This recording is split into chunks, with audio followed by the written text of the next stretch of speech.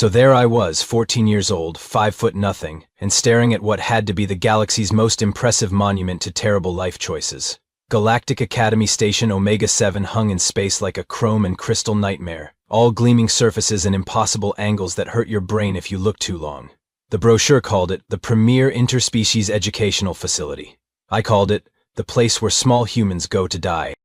My name's Jake Martinez, and I was about to become the newest victim at what was essentially Hogwarts, except instead of wizards, it was full of creatures that could bench press a Honda Civic. My parents thought it would be character building to attend the most prestigious school in the galaxy. They were right, if by character building they meant learning how to hide in increasingly creative places. The admissions tour started badly and went downhill from there. Our guide was this cheerful blob creature named Glixen, who kept saying things like, "And here's where the crystalline students store their shed mineral layers," while gesturing at what looked like a wall of discarded diamonds.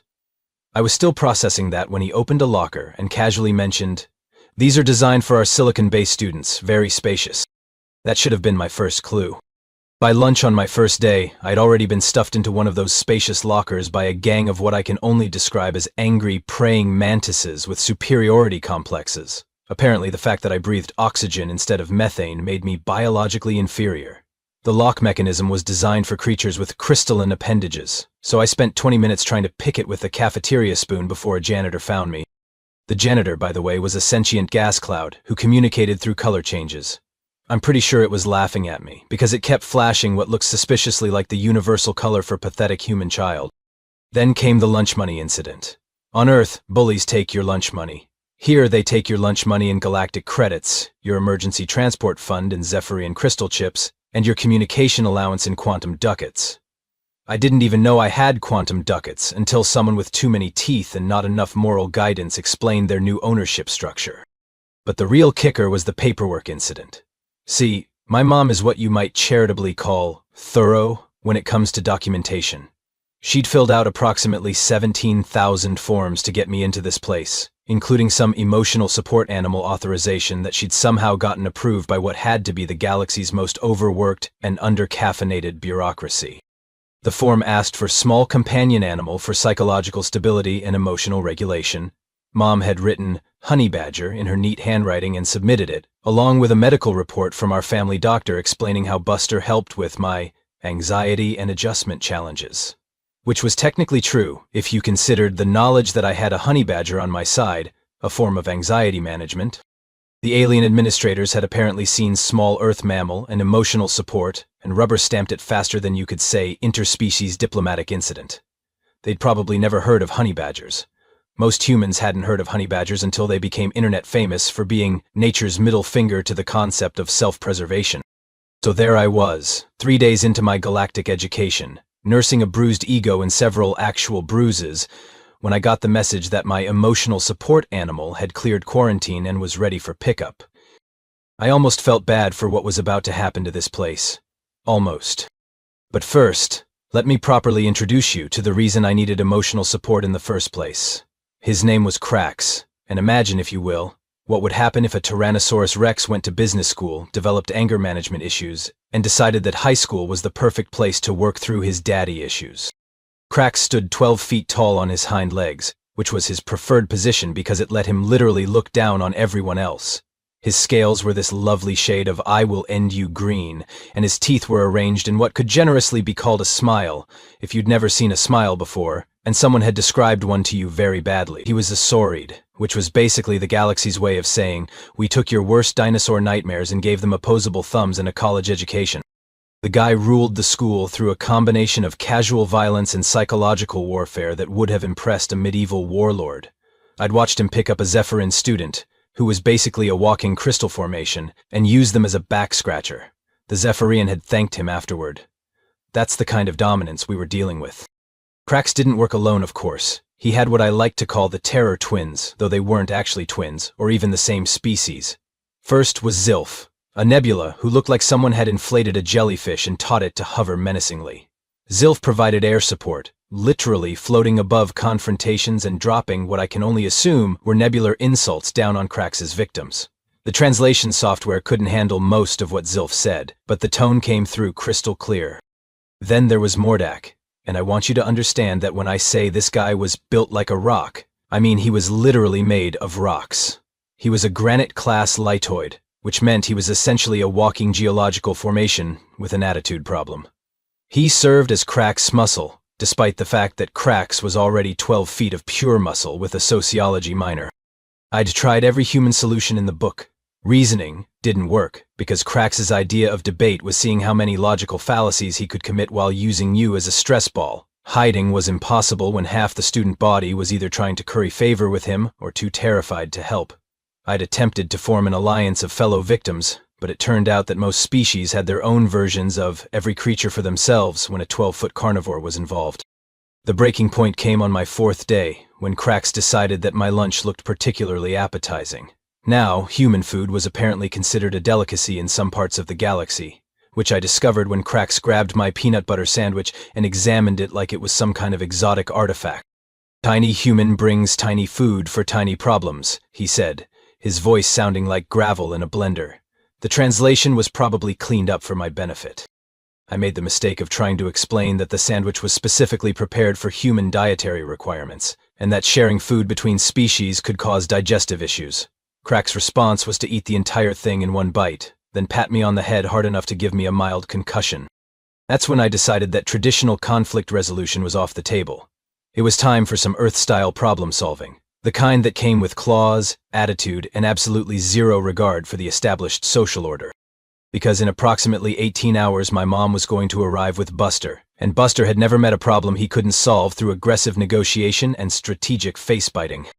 I spent that evening in my dorm room writing what I thought might be my last will and testament, and trying to figure out how to warn an entire space station that they were about to meet their match in a 30-pound package of concentrated fury.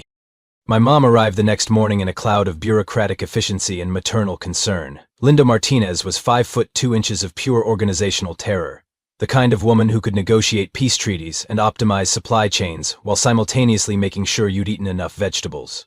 She'd somehow managed to fast-talk her way through 3 different species immigration protocols and was carrying what looked like enough paperwork to deforest a small planet. "Jake, honey, I brought Buster," she announced cheerfully, as if she'd brought me a care package instead of a weaponized furry psychopath. The quarantine officers were so helpful. They kept saying how manageable he seemed. I looked at the carrier she was holding, and I could see Buster inside, sitting calmly and looking around with what I recognized as his assessment mode expression. To anyone who didn't know better, he looked like a slightly oversized ferret with a bad attitude. The little vest he was wearing said "emotional support animal" in multiple languages, including what I was pretty sure was Galactic Standard. The alien administrators had gathered to witness this momentous occasion, probably expecting some kind of ceremony involving a cute Earth pet. There was Dean Vorthak, whose species looked like someone had crossed an octopus with a filing cabinet, Assistant Administrator Quilex, who resembled a very polite cactus with social anxiety, and about 12 other officials who'd apparently never seen Earth documentation before and were treating this like an anthropological expedition. "The paperwork indicates this creature provides emotional stability," Dean Vorthak was saying, his translator making his voice sound like a confused accountant. "Small mammal, domesticated, suitable for enclosed habitats." I wanted to interrupt and explain that honey badgers weren't domesticated so much as temporarily contained, but my mom was already launching into her explanation of Buster's therapeutic benefits. She'd somehow convinced Earth's medical establishment that Buster helped with my anxiety, which was technically true, in the same way that a nuclear bomb helps with urban renewal projects.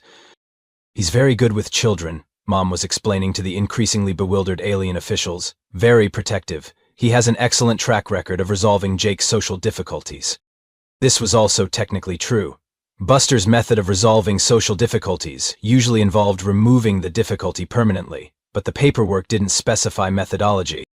The other students had started gathering to see the new arrival. Word travels fast in a space station when the weird human kid is getting a pet. I could see them whispering among themselves, probably placing bets on how long it would take Crack's to turn my emotional support animal into a chew toy. There was Nexia, a crystalline student who'd been one of Crack's frequent targets. Her species communicated through light refraction, and she was practically sparkling with curiosity. Grundle, a fungoid who'd tried to befriend me on my 2nd day before Crack's made it clear that association with me was hazardous to one's health. Even some of the older students had shown up, probably expecting entertainment. "Can we see the Earth creature?" someone asked, and I realized with growing horror that they were all expecting some kind of reveal ceremony. Mom unlatched the carrier with the pride of someone unveiling a masterpiece. "Everyone, meet Buster." Buster emerged with the casual confidence of someone who'd never met a problem he couldn't bite his way through. He was about 30 pounds of compact muscle, black and white fur, and an expression that suggested he was rapidly calculating the threat level of everyone present. His little support animal vest made him look official and harmless, which was probably the most dangerous thing about the entire situation. The alien students made those universal cooing sounds that apparently transcended species. "Oh, how small and manageable," someone said. "Such a peaceful earth mammal." I watched Buster's ears twitch as he took in the sounds, smells, and general vibe of his new environment. His expression was the same one he'd worn right before he'd eliminated a family of raccoons who'd made the mistake of getting between him and his food bowl. It was the look of someone conducting a hostile takeover. "He's so cute," Nexia was saying, her crystalline structure refracting light in what I recognized as her species' version of delight. That's when I spotted Krax approaching through the crowd, and my blood went cold.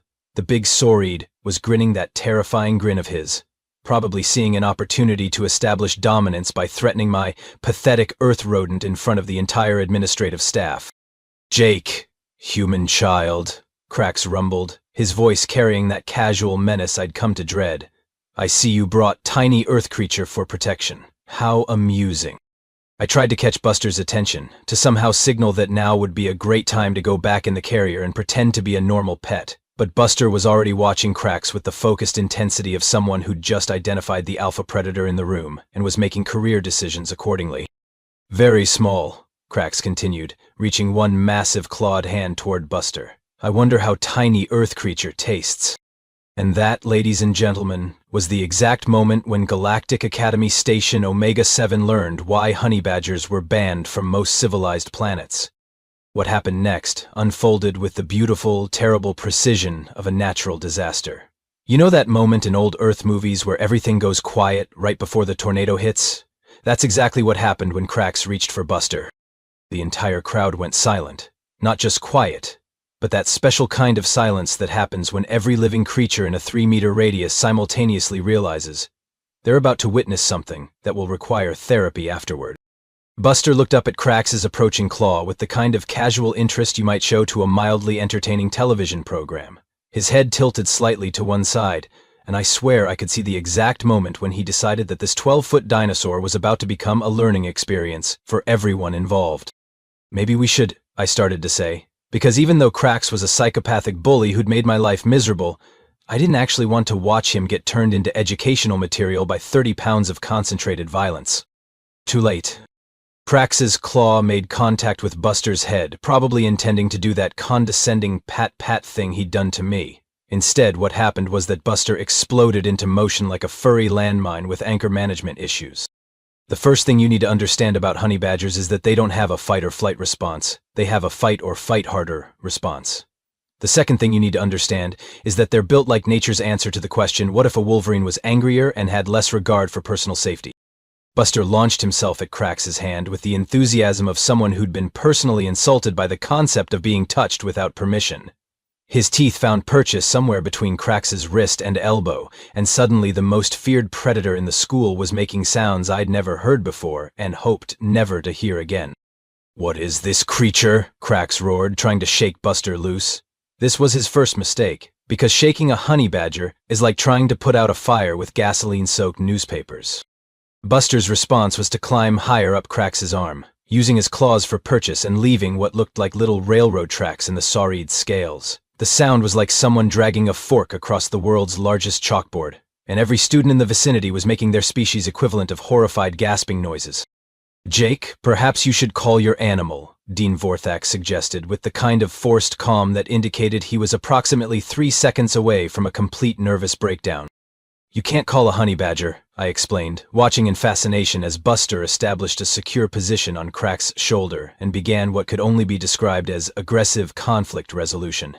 "They don't really do requests, they do hostile takeovers." Krax was spinning in circles now, trying to dislodge his unexpected passenger, while Buster held on with the determination of someone who'd never heard the phrase "lost cause."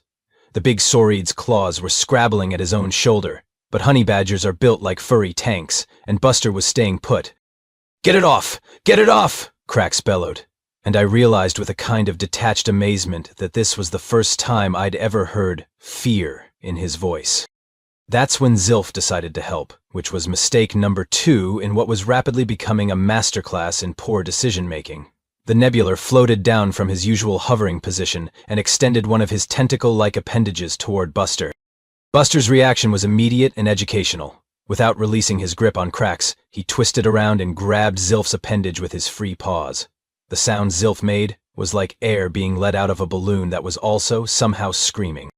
Now we had a 12-foot dinosaur with a honey badger on his shoulder connected to a floating jellyfish who was making sounds that probably violated several noise ordinances. They were spinning around the administrative area like the galaxy's most violent carnival ride. Mordak, demonstrating the kind of loyalty that would have been admirable in literally any other situation, decided this was the perfect time to charge into the fray. A half-ton of walking granite thundered toward the spinning chaos, probably planning to grab Buster and end this quickly. Buster saw him coming and made a tactical decision that will probably be studied in military academies for generations to come. He released both Krax and Zilf simultaneously, launched himself directly at Mordak's face, and began what I could only describe as aggressive landscape. The sound of claws on rock echoed through the station as Buster demonstrated that geological formations were just another type of terrain to be conquered. Mordak was staggering around, swinging his massive stone fists at something that was too small, too fast, and too angry to hit.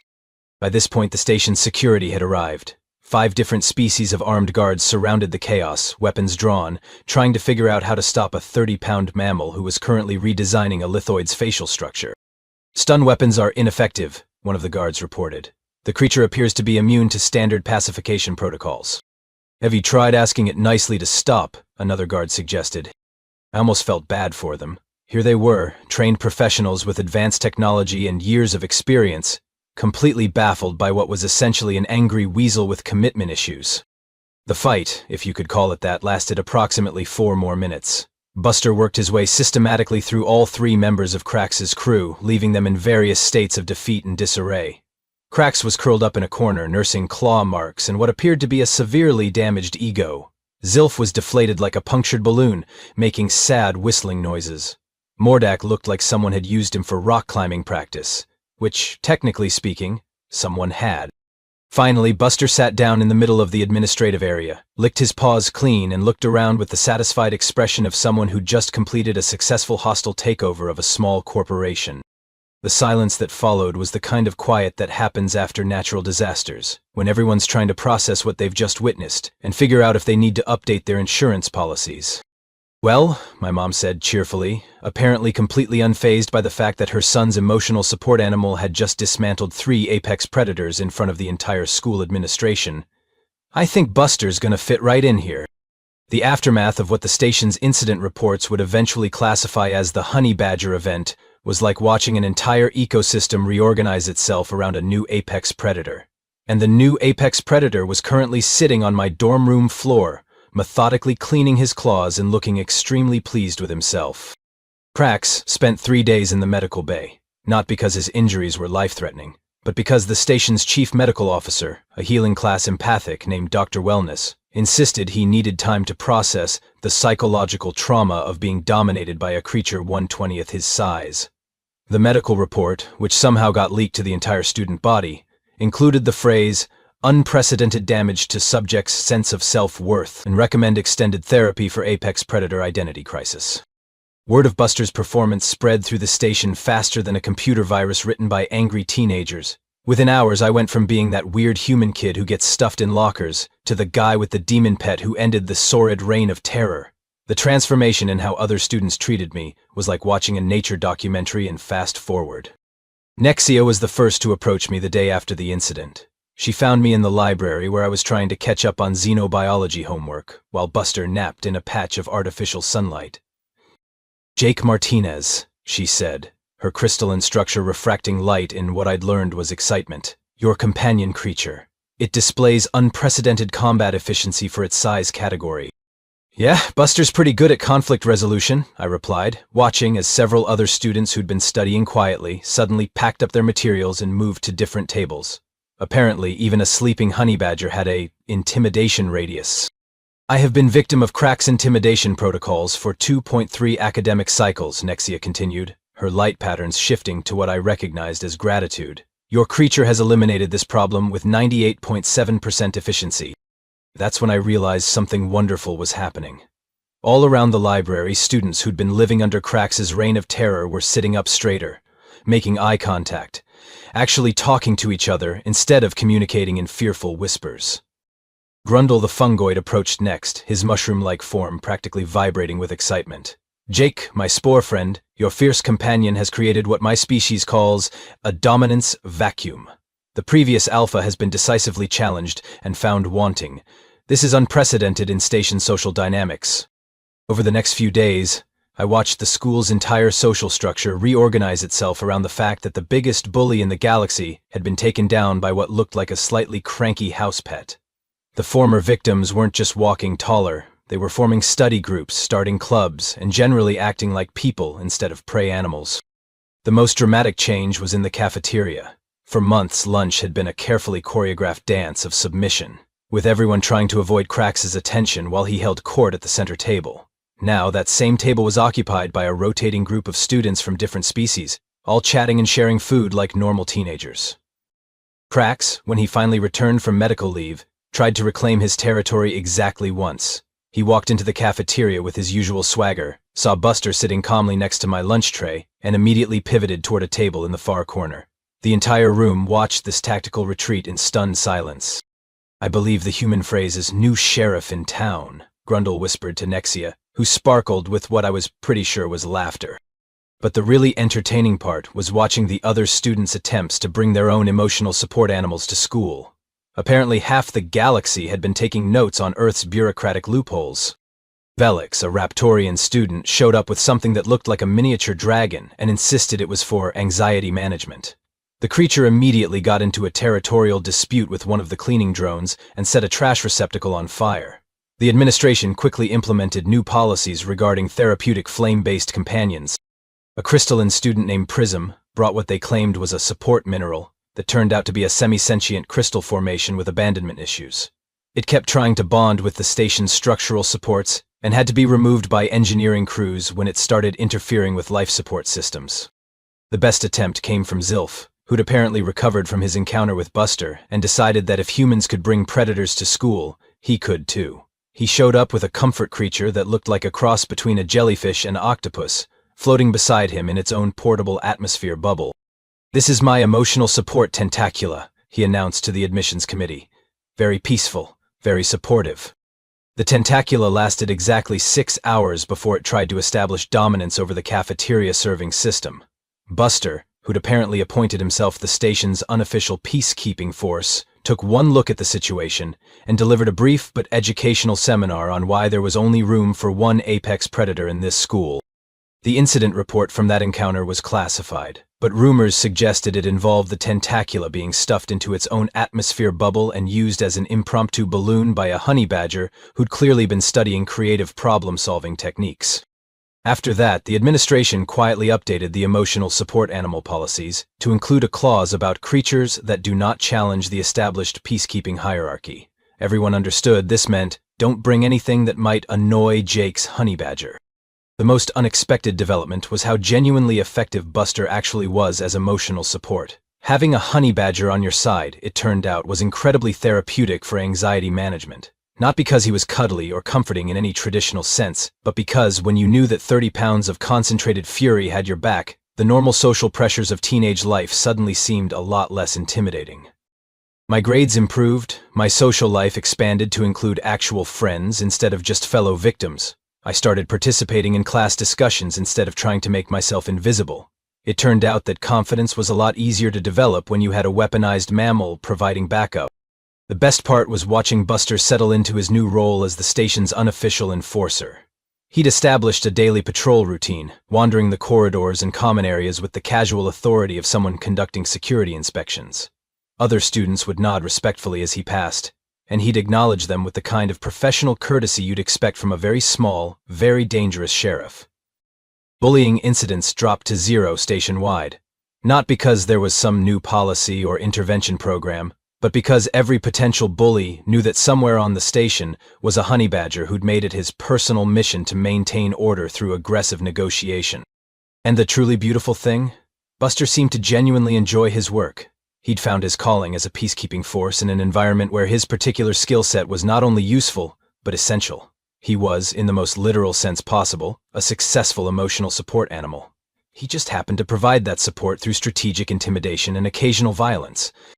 3 months after the cafeteria incident, I realized I hadn't been stuffed in a locker, had my lunch money stolen, or been threatened by anyone in weeks. My anxiety levels were lower than they'd been since elementary school, and for the first time in my academic career, I was actually looking forward to going to class.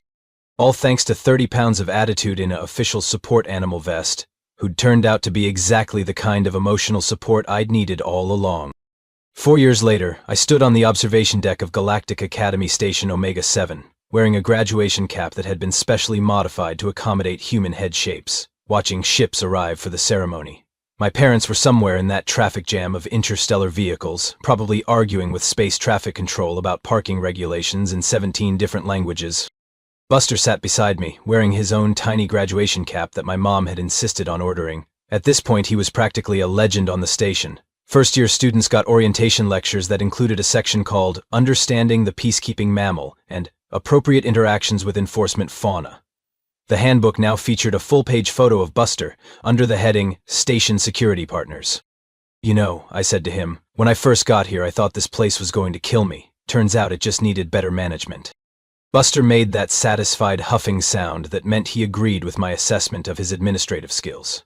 Over the past 4 years he'd refined his peacekeeping techniques from immediate overwhelming violence to strategic displays of force with occasional educational demonstrations.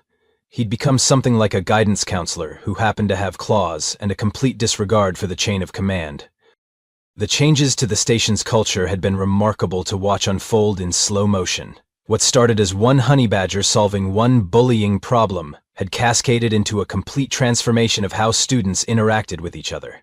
Bullying didn't just disappear, it became actively uncool. Nobody wanted to be the person who got visited by the peacekeeping mammal for behavioral correction. But the real changes went deeper than just fear-based compliance. Students who'd spent years walking around in survival mode suddenly had the mental energy to focus on actual learning. Study groups flourished. Interspecies friendships developed. The academic performance of the entire station improved dramatically once nobody was spending their processing power on threat assessment and escape route planning. My own transformation had been just as dramatic. The terrified 14-year-old who'd arrived here speaking in whispers and trying to become invisible had evolved into someone who could give presentations to mixed-species audiences without breaking into a cold sweat. I'd been elected to student government, joined the Xenobiology Club, and somehow ended up as editor of the station newsletter, which now featured a regular column called Ask the Peacekeeping Mammal, where Buster's behavior was analyzed for conflict resolution insights.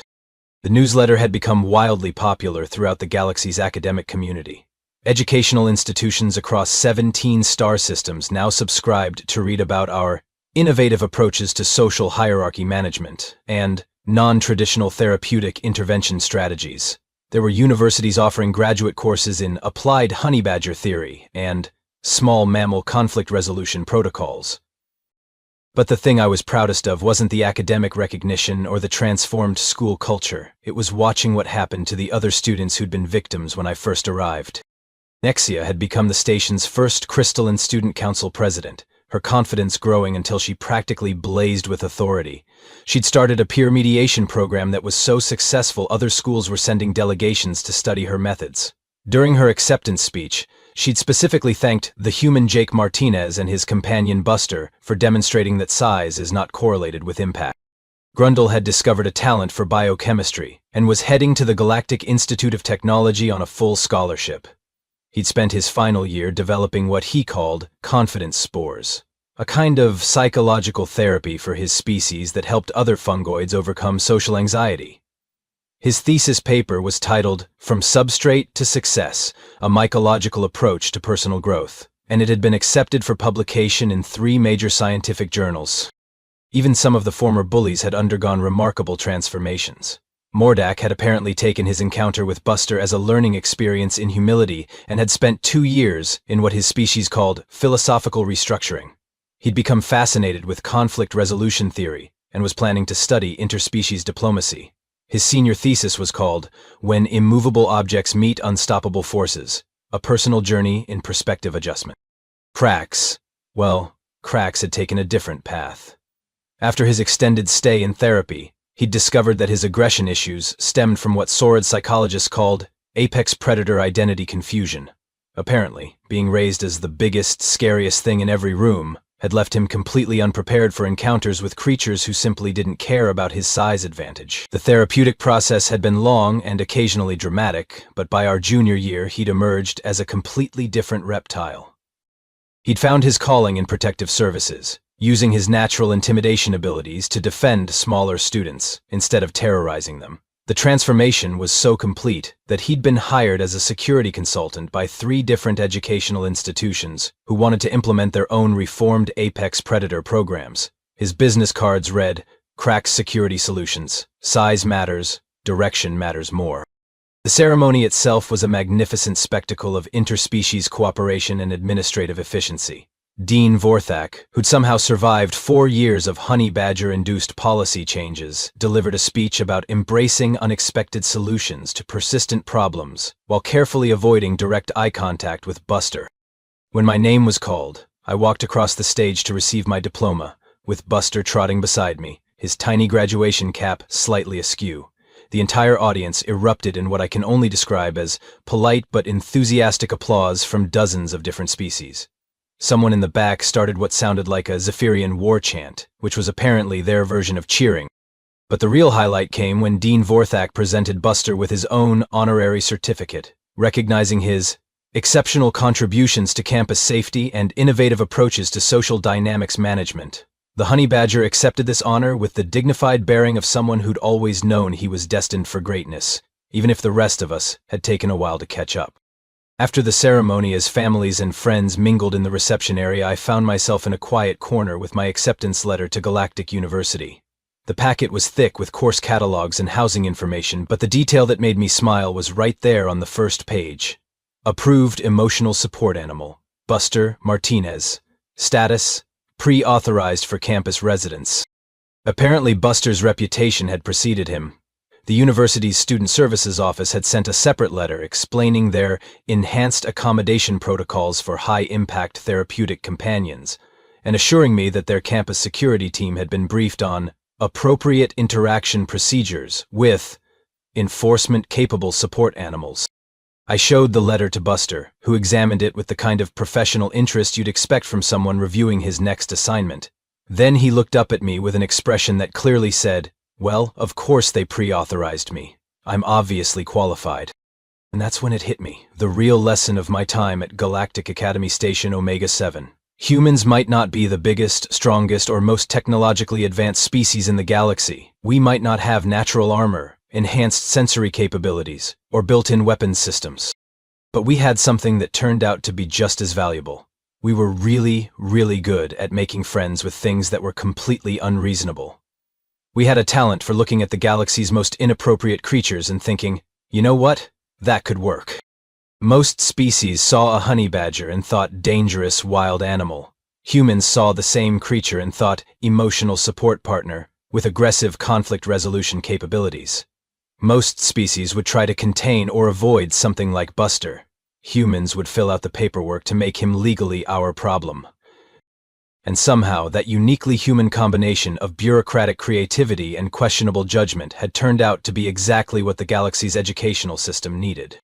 As I watched Buster holding court with a group of first-year students who were asking him about his career in peacekeeping, I realized that my mom had been right all along. He really had helped with my anxiety and adjustment challenges. He'd just done it by reorganizing the entire social structure of an interstellar educational institution and establishing himself as the galaxy's most unlikely guidance counselor.